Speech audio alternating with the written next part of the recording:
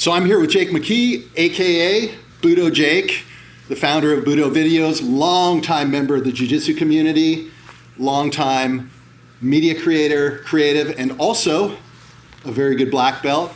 And I thought it'd be fun to have a little exchange. Welcome. Thank you, Rick. It's a pleasure it's being good on the mats with you. Yeah, for sure. It's good to see you.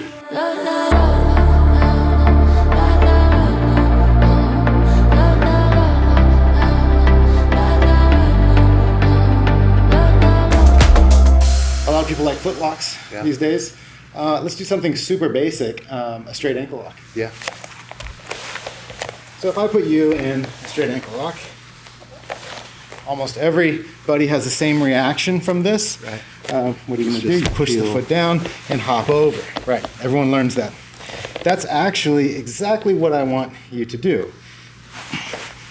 So to finish from an ankle lock from here on a tough opponent is pretty hard. Yeah. But by pushing my foot down and hopping over, you're giving me the ability to bring this leg all the way across and do a belly down ankle lock, which is a lot worse. Yeah. To have all this leverage driving down, and the odds of finishing the belly down ankle lock is way higher. Wow. So if I had the choice, I would go there straight away. But people stop themselves and stop right here. Once you hop over, I'm bringing my knee all the way down to the mat, keeping my foot hidden on the inside, and then arching up and dropping the hips to finish the foot lock. And you're not letting my foot rotate. You're keeping that same. Trying to keep it nice and tight. Yeah. There is a toe hold here, so you do have to be mindful of that. If I expose his foot too much, So that's why, as you're coming through, I keep his glued here, Nice. and then bang. Yeah, I would be pushing on you mightily with my free leg, trying to extract. Yeah. So then the situation is, if you're gonna ankle lock me, go ahead and fall to the side like normal. Good. So when I push this down and hop over, there's a little mini battle going on here. Yeah. Not only, this is still a good idea to hop over, but this is the problem. So if you're able to get that to the mat, I'm in trouble. Right. I have to stop that from coming. So just a hand here will stop that. Go ahead and try to bring it over. Yeah. Yeah. Yep, it's not going to go anywhere. Then you can start to extract and play your counterattacks. But I like analyzing those little mini battles. How can I get my knee to the mat? How can you stop me from getting it to the mat? You know, it's funny, as I've gotten older and slower and all that, the leg lock game, it appeals to me more because, you know, passing people's guards is hard, especially those really dynamic guys, and if you can just fall into the legs. Yeah. Is the leg game a big part of your game? A little bit. I was super excited about it when I was a blue belt. I used to go up to Hollywood and train with GoCore because Gracie Baja wouldn't teach me the nasty heel hooks and stuff like that. And I still respect them. I think they're great, but I'm not in love with them as much as a lot of the kids are nowadays. Yeah. Well, you have to understand the positional game of jiu-jitsu, and that's really the foundation, getting to a dominant position and all that. You know, as Danaher talks about, the leg game falls kind of outside of the paradigm. Taking someone down, getting past the guard, getting to a dominant position. Where does the leg lock game fit with that? It kind of doesn't in a way. So it became its own island unto itself. Which I find real interesting, but it's certainly just kind of a subset. Right. It can be a crutch if you never learn to pass the guard and just sit back for leg locks all the time. So I think, you're right. Passing the guard is the staple of jiu-jitsu, and everyone should learn that. Do you do reverse leg here? I do. I've been playing. I play reverse De La Riva to stop the knee cut, and I also have been playing around. There's an entry to the 411 from that position. If you can weave through, I don't know if that's where you're going with that. Or Similar. Let's take a look at the reverse De La Riva to stop the knee cut. So you'll be on the bottom. Okay. So everybody knows if we're here, I get my grips. If you're just keeping this leg low without the reverse De La Riva, then it's easy for me to cut across and pass the guard. So the reverse De La Riva stops that. Yep. Toe up nice and high. Right. And I usually try to get up. Good. I don't know if this is the right way to play it, but it's just kind of what I do. Yep. Good. So this is you're doing a great job of preventing me from passing with a knee cut, but you're setting me up for a leg lock. So I'm going to release this hand, come right to here, and this is the Estima lock. Reverse de la Hiva is an imitation to an Estima lock. So I'm keeping the blade of your foot. If you've ever stepped off a curb and rolled your ankle, it's exactly what you're doing. It's already almost rolled. I'm just going to come in here, get a rear naked choke grip. Now I'm guiding your toes towards your navel. Nice. And it comes on so fast. Real fast. Yeah. It doesn't even really matter too much if you sweep me from here, if you have it good enough. Right. And it's hard to react fast enough to prevent that. So as a guard player, if you're on top, whenever you feel the blade come across your belly. So you're thinking maybe that. Yes. Maybe use the heel. That's what I do. Yeah. No, that's a good point, actually. That's a good point. Keep that heel hidden. Yeah. All right. Let's switch roles. That's cool. So now let's go back to the knee cut. Good. So from here, I'm not going to place this here. I've learned my lesson the hard way. I don't go to there. I put maybe just the heel on. Now I'm going to reach across to the opposite collar, control the sleeve. Usually you're controlling my sleeve for the guard sleeve for the guard pass. Right. Now I'm going to circle underneath and grab your sleeve, grab your collar, and pull you in nice and tight. Of course, I'm pushing your hand here so you can't base out. So I'm going to be sweeping you to the side in a minute. I'm pulling you in and kicking you up. Oh, nice. This is one that I learned from, in my opinion, the greatest jiu-jitsu player of all time, Fernando Tedede. The only guy to... There's an argument to be made there. Oh, he's incredible. There's an argument to be made. So we're in the reverse de la Hiva, hiding from the Estima lock. Good. Here. So you're doing a good job of controlling my sleeve. I need to circle under and re-grip.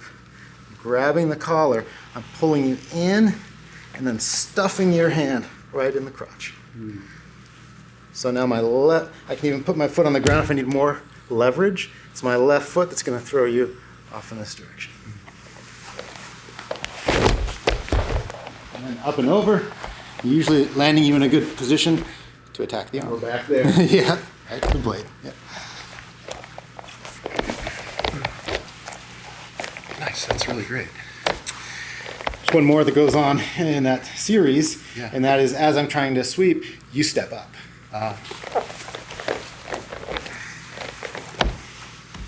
Although I never pass to this side. Oh, do you want to switch sides? No, it's all good. Okay. So we're here. You know what's happening, so you stand up. Good, in this direction, actually. Oh, right? Good. So I can't throw you that way anymore. Now the hand that's on the collar is going to reach through the pant leg. I'm going to spin underneath, guiding you forward. You're going to stand up. Good. I recognize this position. Yeah. The other foot circles through. I'm still controlling the sleeve to give you a hard time here. Grab the belt.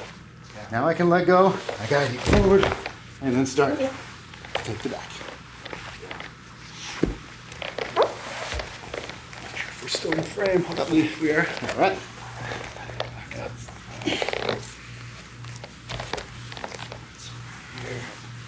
the collar, re-grip the sleeve. I'm going for the first sweep. You stand up. Let go of the collar. Spin underneath. Guide you forward. Sometimes that happens. Yeah, that's fine. Just go up top. Yeah. So yeah, it's fun just exploring those positions and going for your sweep and seeing what happens, because everyone's going to react a little bit differently, and then pretty soon you're drawing lines off of your flow chart. Oh, if he goes here, I can do that. Nice. Yeah, I think that's really what happens at the more advanced levels, where you're just open to whatever.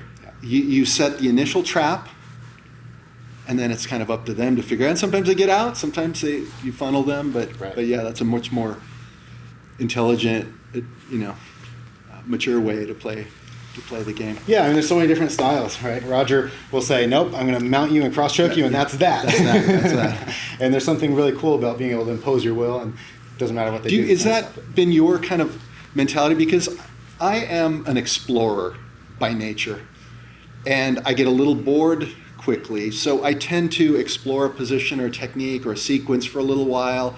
Once I feel like I kind of know what I'm ready to do the next thing, I'm ready to do the next. I've never been one of these guys that just becomes deadly. And we know those guys. They find an armbar as a white belt, and then that's their thing. And they're just, by the time they're purple, brown, black, they're just insane with that one thing. And they've never gone as wide as maybe I have or you. Right, yeah. I don't see how that can be fun in the long term of just doing the same thing over and over Yeah. again. And I think that there is a lot to learn from training with smaller training partners, women, children. It doesn't matter. And Rafael Lovato Jr. got great being in the middle of Oklahoma. Yeah. I think we can get good by training with anybody, just by doing things on the wrong side, on the side that we're not as good at, or techniques that we're not as good at. Yeah. So I feel challenged every day, regardless of who I'm going with, because you can adapt the game. Mm-hmm. One other position that I like from half guard is the hip clamp guard. I don't know if you've ever seen this one.